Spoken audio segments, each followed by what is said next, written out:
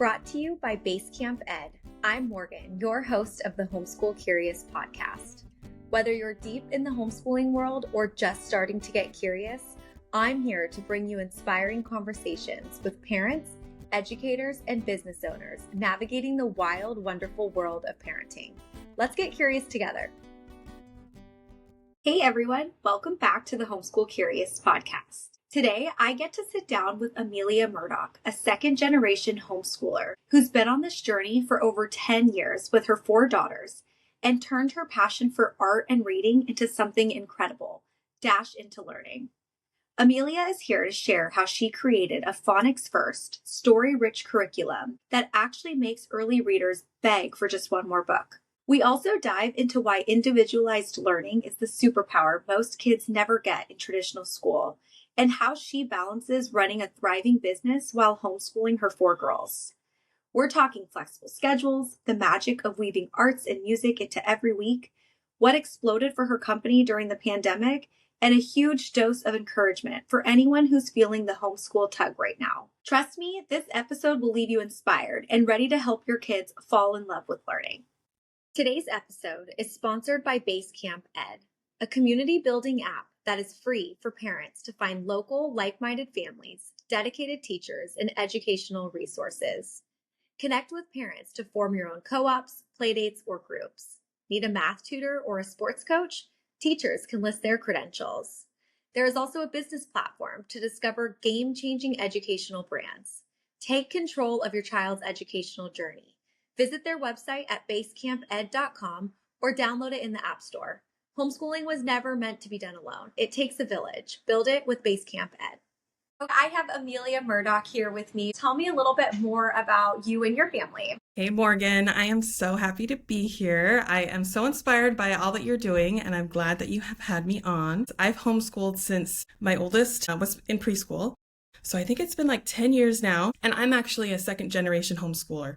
So my mom homeschooled me. She had 7 kids, homeschooled us, and I loved homeschooling. It was so fun. And a few times she sent us to public school and I was like, no, I want to homeschool. I just loved it. And so I wanted that for my kids because of so many reasons. But I have 4 daughters and we just love homeschooling for different reasons.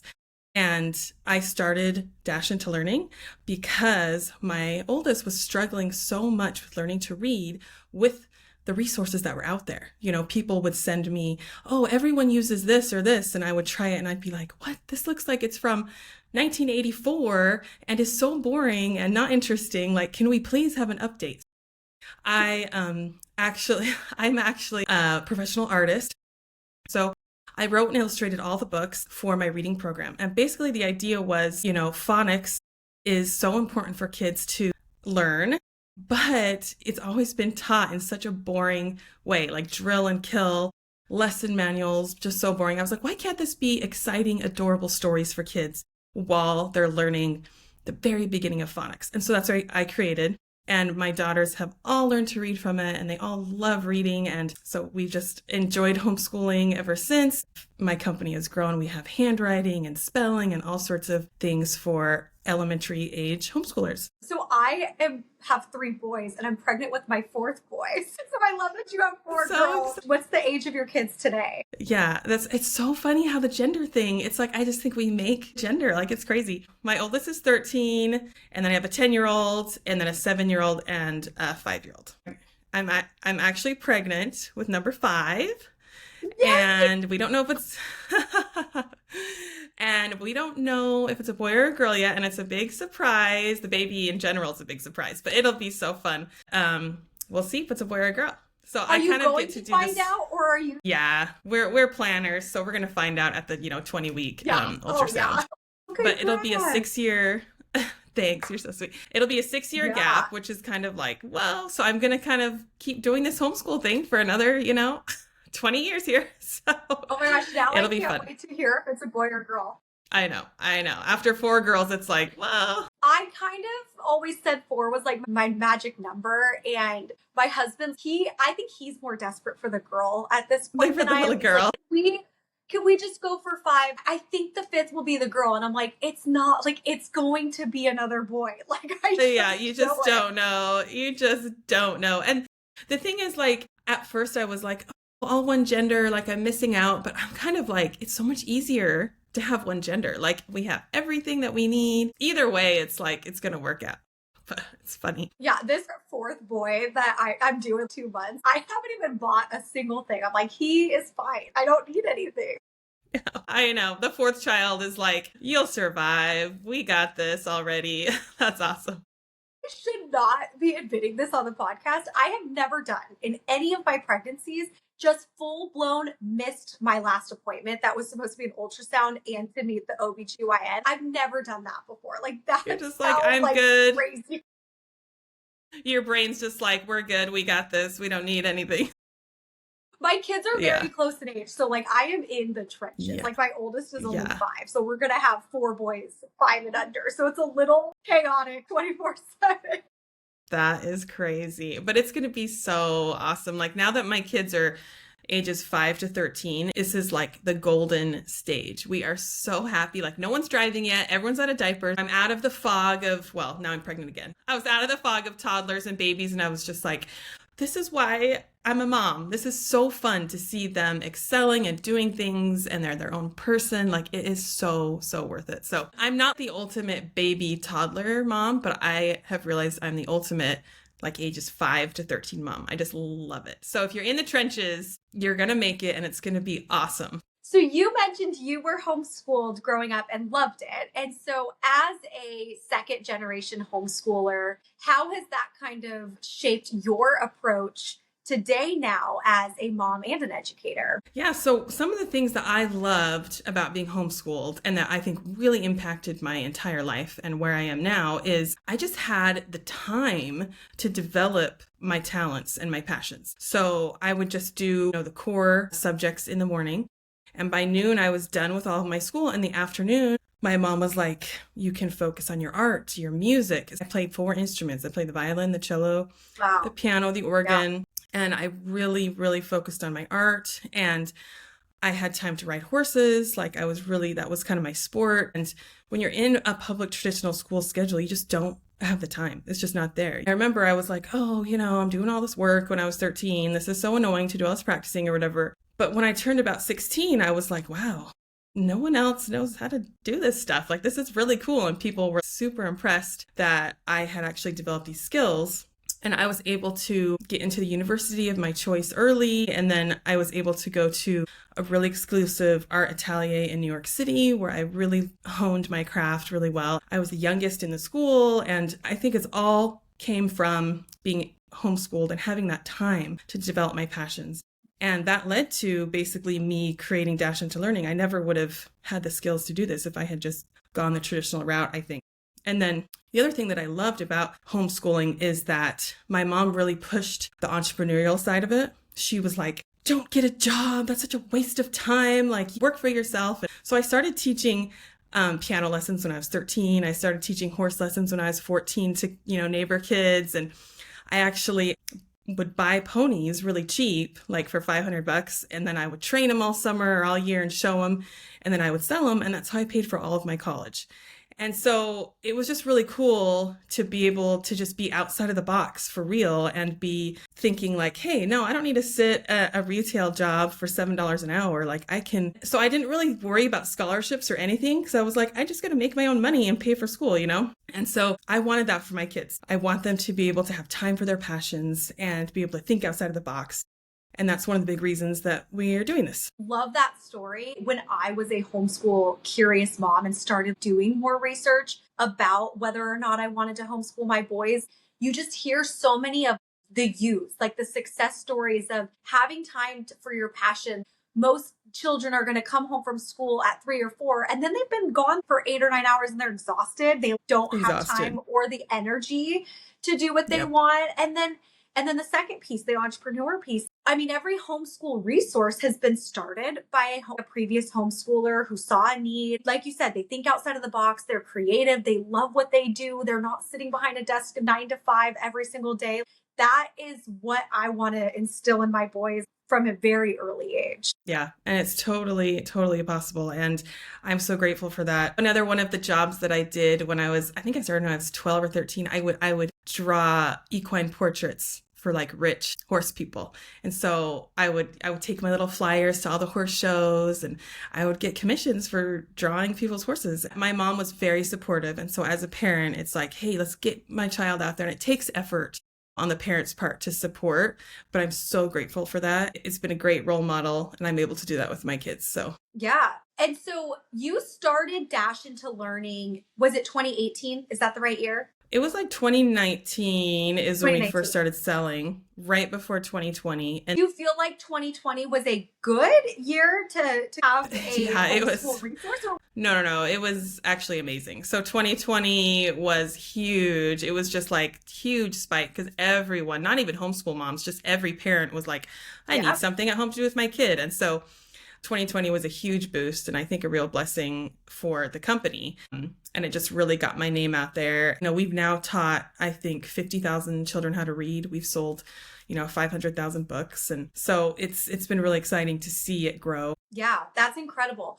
And you mentioned when you were doing your introduction, so it was your oldest that was kind of struggling just very early on in reading. What was maybe the issue that Dash helped solve? One reason I like homeschooling is because she's a little bit behind, but then my second daughter is a little bit ahead. And so I feel like if my oldest daughter was in traditional school, she'd really struggle. But then my second daughter would struggle as well, but for opposite reasons. And so I'm so glad that I'm able to homeschool and give that very individualized learning to each child. My oldest just was so frustrated with the lesson manuals and just so bored. So we were both bored to tears, or things that were not clear. Like it was like, here's a phonics program, but it makes zero sense how it's set up. We tried, I think, 4 or 5 different ones, and I went through probably 10 different programs on my own. And I was like, this is not going to work. This is not going to work. And I think part of the issue was she was not emotionally connected to it. If it's just drills and drills and drills, it's just, she doesn't care. She doesn't understand why we're doing this, right? We all learn through stories. Our brains are wired to learn through stories. And when we have an emotional connection, that's when we care about it. And that's when we'll learn. And also through play. But I mean, play, one reason you works is because you're emotionally invested in the play, And so none of that was happening in any of these other programs. And so I was like, we need something that teaches these correct phonics, but gives that emotional connection and gives that child that win of, I read my own story right at the beginning. I only know five sounds, and I can read an entire story in a book, and there's fun surprises in there. But also it's teaching the child correct habits. Like I remember we tried a few different online app type reading programs, and they were very much like, it's all about just memorizing the word. And that is not a good habit, right? I mean, it'll look good at first when the child can memorize 100 words and they can read some stuff, but it's not really reading, and they're going to hit a wall because you can only memorize so many words. You have to have that toolbox of the phonics where they can decode all the words on their own, and any word they come across, they'll be able to figure it out, right? So you want to have that tool for the child. It's very important. So I wanted to combine the phonics, the very clear step-by-step phonics, with reading a story immediately.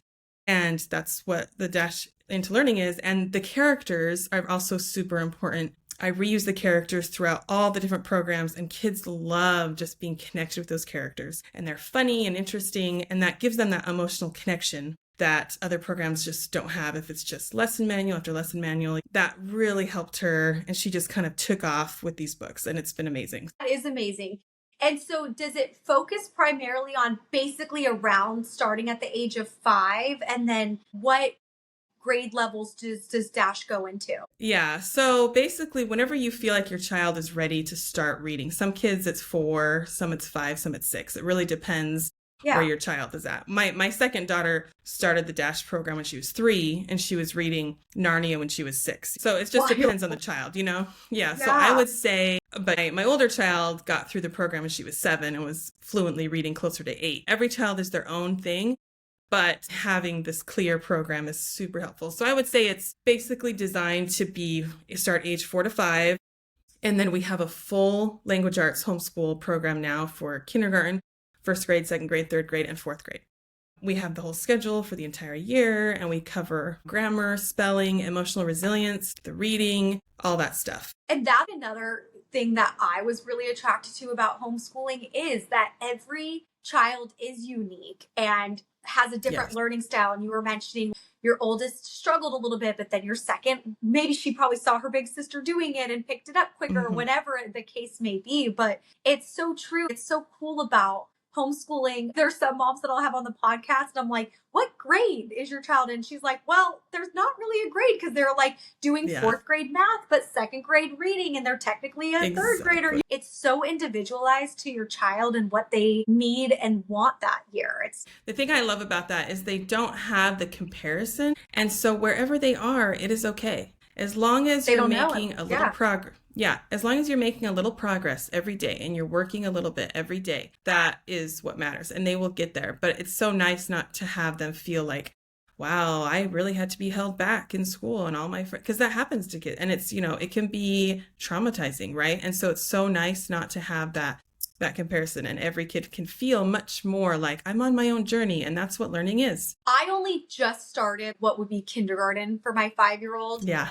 And my husband and I both love math. So when I was buying all of my curriculum for him, I was so excited and spent like probably way too much money on this very all-encompassing math curriculum. And we did do a language arts as well, but every day, and I'm trying not to push it. I also have 2 very little ones, and I'm pregnant, so I'm tired. So I'm trying not to push it and be like, right now we're doing homeschool. But every day when I'm like, okay, it's time to sit down and do some dedicated work, he's like, it's math. I want to do math. And he loves it, just like you guys. Yeah, but then he's like avoiding the letters, and I'm noticing, and I'm trying not to compare. Like you said, don't compare, but like there are other kids his age that are reading and or know all of their letters, and we are still like, I try to say we have to do a letter a day. The next day I'll say, okay, yesterday we did F. Can you remember one word that starts with F? And it's like he completely forgets. And I'm like, maybe he's just not ready. Maybe I need to wait till he's 6, but I don't want to give up either. So I feel like I'm you with your first daughter. I really want to try Dash. Like I am kind of at like we do math every day, and then every day it's a win to me if we do one letter. Yeah, I totally understand that. Some kids, their brains are just towards math or towards reading, and that's totally normal. But you definitely want to be like, we have 2 minutes. Sometimes in my program, I will tell parents who are just starting with kids that are just barely starting. I'll tell them literally when they're 5, it's a minute and a half. That is all you do. You teach 1-2 sounds, you go over it 5 times, and then you end when they're positive. You never go till when the child is tired. You end when it's positive, and you end before they want to end. So they're like, hey, I could do more. And you're like, no, we got to wait till tomorrow. And they're like, oh man, I can't wait till tomorrow. And you very gradually build up on that 1 minute. And sometimes I'll just have my child sit down, open the Dash book, and I'll be like, great, you did it. And that's it. Like that is the first lesson. And you really want to give that positive mindset to the reading, because it is hard. And the more you can keep it short and positive at first, it's going to be a huge difference. And I mean, you would love Dash. I will totally send it to you. And the cool thing is it gives the child that win of reading their first book really soon. And that you're not sitting there. Yeah, it's huge confidence builder. Yeah, exactly. That's exactly it. And so we're not learning letters. You're not learning 24 phonemes or 26 letters. You're just learning 5, and then you get to read the book, and your kid loves it, and they're so excited for the next book. And so and they have stickers and all sorts of things to keep them motivated. And so I would definitely try it, because it's been really great for us. I mean, you were an artist. So did you illustrate and write and do this curriculum basically by yourself? Yeah. So, I mean, I had a reading consultant help with the phonics, like methodology, but I wrote it all and I illustrated it all. So my husband was actually in business school, and so he was gone all the time. And I had two little kids, and I would put them to bed at like 7 o'clock, and I'd be like, what do I do now? And I was in this new city. I didn't know anybody. I was teaching my daughter to read. I was like, this is ridiculous. These resources, I could do something better. So I decided to do it. So I was illustrating and writing from 7 o'clock until midnight every night for like 2 years to get this program done. And when I first shared it on Instagram, I just shared, a few pages of it, the idea, the concept, and it just kind of blew up. And so I had pre-orders that paid for all of my printing initially. And it was really cool. That's amazing. To prepare for the podcast, I even was trying to Google reviews that are not from your website to see if there was anything negative I could find. I literally couldn't find one. I was like on Reddit, because some parents could get like kind of mean there. There was nothing. Like every single parent had nothing but amazing things to say about their children loving it, how beautiful the stories are written, how much they even love the story. That's awesome. I love hearing that. Thank you. That's kind of like what you're saying. I, as a homeschool mom, if I don't love the curriculum I'm using, I'm not going to be excited to get it out. So I also wanted it to be beautiful for parents and easy for parents. I just wanted it so clear. Like, you do not have to read a 50-page parent-teacher manual. No, I have 2 pages for the parent to read, and you know how to teach your child to read. It is so clear and simple. So I wanted it to be something that parents loved as well as kids. And so putting those together, and as a homeschool mom, I know what parents love. And so I think that's one reason it's successful and parents love it. Yeah. And I loved the tip for me about starting little, like literally a minute to a minute and a half a day and just gradually working your way up. But for your all-encompassing curriculum, once the child, is actually reading and using your curriculum, what is kind of an average typical day that the family would be using Dash? So for kindergarten level, I would say the seated work. So that would be like the handwriting and the reading is pretty much all you do, and the reading activities. That's what you do for kindergarten. And I would say no more, once you've established like, okay, we're actually doing school after a couple months of building up, I would say it's like 20 minutes and then another 15, 20 minutes of math. And and then the rest of your school is just reading books. That's what I'd recommend for kindergarten. No more than like 35 minutes of seated work. And I always break it up. And then first grade and second grade, it just builds up. So I would say Dash first grade would go up to a half an hour of language arts. And then second grade is like 35, 40 minutes. It just depends. It kind of starts depending how long the child takes to do the spelling and how much extra work they need. But we try to keep it for these lower grades. My philosophy is you want to keep the kids positive, and you don't just do busy work. Like, you make it fun, you have them emotionally engaged, and if they need extra practice, we have it. But I am not a big fan of tons of busy work. It's like, let's get your handwriting solid, let's get your reading solid.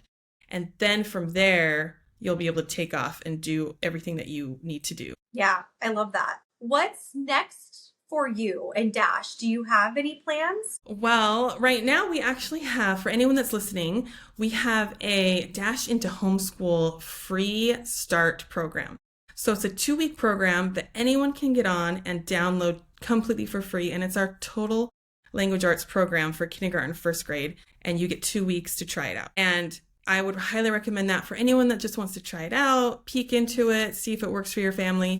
And it's a really easy way. You just sign up, and then you'll get all the information and support directly to your email. So I'd recommend that for anyone. And we can put the link in the show notes. Yeah, for sure. We have our Dash Academy. We just started, which is really, really exciting. It's a place where, parents can get all the extra help for homeschool that they sometimes just don't want to do. Like, we have our art club. So I actually teach right now an entire art class for kids, and it has been so fun. It teaches the real fundamentals of art, not just here's how the steps to draw a cartoon. It's like, no, we're learning values and shapes and real color theory and all this stuff. And we have a nature study class. Or is it live? It's a live class, but you can rewatch it anytime. And there's worksheets that go with it. And then we have a nature study component to it with teaching kids how to do a nature journal. We have a book club, and the book club is live where the kids can talk with our teacher who is a real literary obsessed homeschool mom. And we have bonus activities. So we have, and they're all themed based on the month. So this month is all autumn leaves. So we have reading, handwriting, math, science activities, all that you can just print off as much as you want every month. And so, and we have other things like our Wonder Workshops, or we have an enrichment program in there where your kids can learn about art, music, poetry, folk songs, all in one place. So that's been really fun and it's taken off. We have, I think, almost 100 members in there now. And it's just a way for parents to get that extra help and support that sometimes they feel like they don't have with these extra subjects. So hopefully parents are loving that. So we have that, and that's been a big push this year. And then we're hoping to come out with Dash into Math next year. And also our yeah, so that'll be a big push. So elementary math in our creative, fun, story-based style. So we're hoping to do that, and then some more, building a little bit more of our writing and phonics program for 4th and 5th grade. So you're going up to the next level too. Cool. A lot of my listeners are either homeschool curious or they work and they want to homeschool, but maybe they're afraid to make that leap because it might seem all consuming. But you are the perfect example of being an entrepreneur, starting your own business, and with almost 5 kids. How do you do it? It's okay if you use co-ops or help, but tell me, walk me through what your day looks like with homeschooling and with working. Yes. I mean, you have to be a pretty self-motivated person and okay with working really hard if you want to be an entrepreneur and a good homeschool mom. One thing that has really helped is my husband does all the math. And so he will do it early in the morning with the kids before he starts work. So they're up at 7:30 doing their math. And so just outsourcing as much as I can, that kind of stuff has been really helpful. And then just realizing that my homeschool time, even if you work,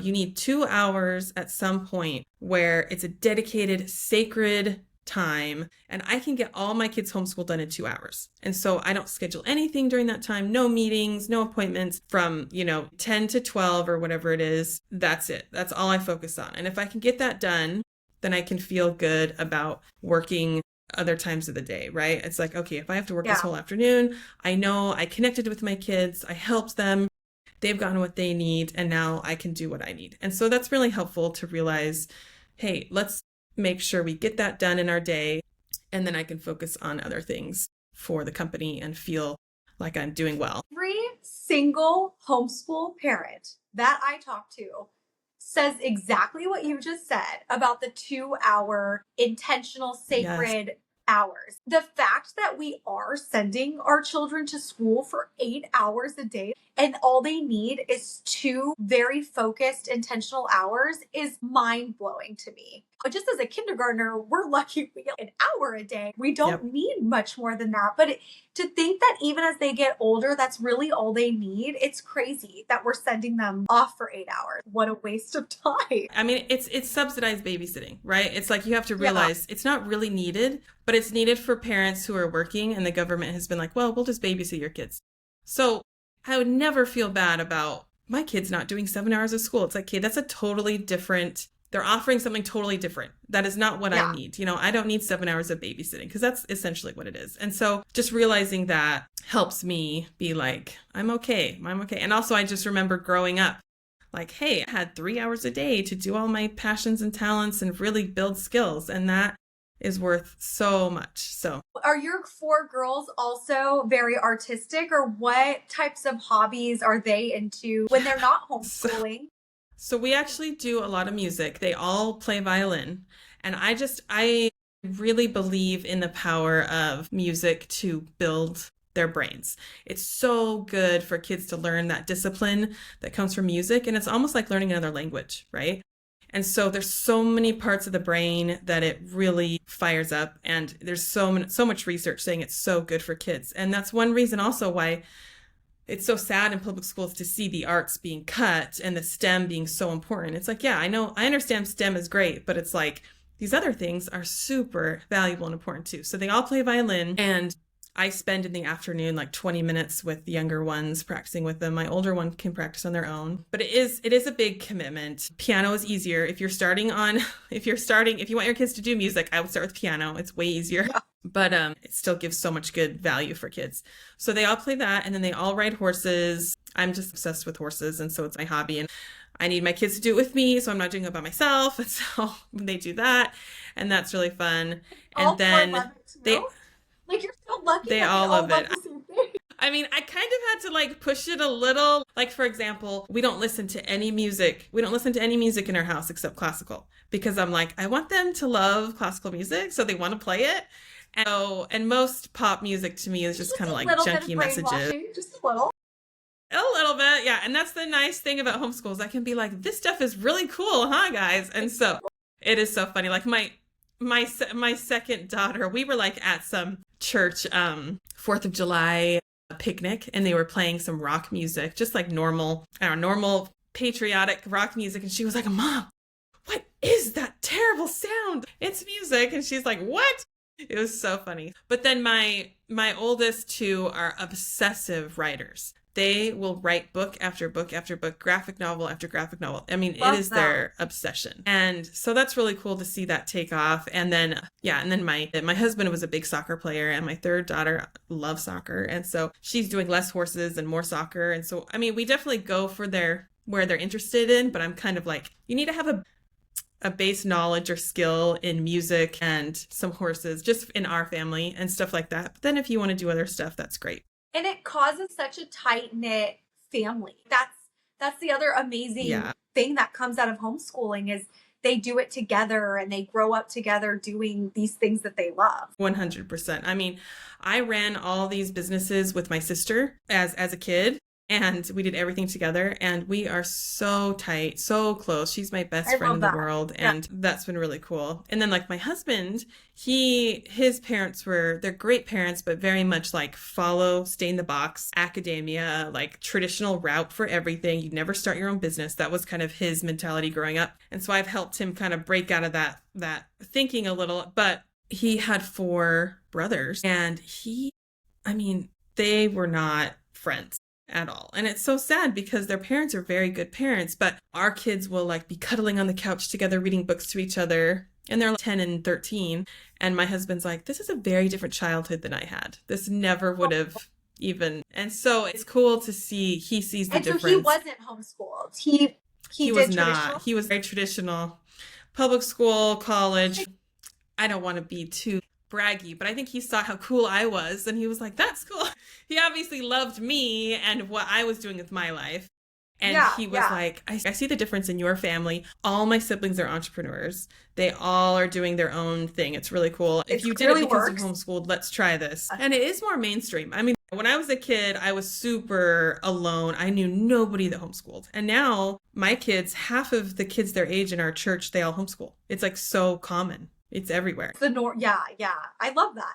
Does he also work for Dash, your husband, or does he do something separate from you?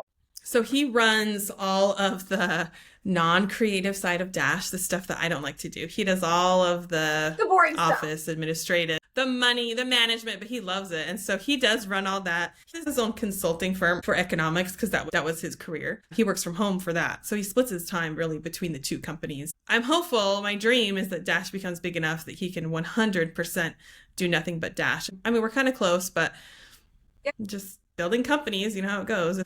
Just gotta keep going. Well, it sounds like you guys are such a good team, though. You get to do the fun stuff, and he gets to do the admin stuff. Yeah, it's perfect. It's like I'm the visionary, big picture, and he's the integrator. He gets everything done, so it works out really well. Yeah. Well, thank you so much for coming on. You gave such great encouragement and tips for new homeschooling moms, and I just loved chatting with you, learning about Dash, and thanks so much for coming on the podcast today. Thank you for having me, Morgan, and happy pushing on your baby. So excited for you.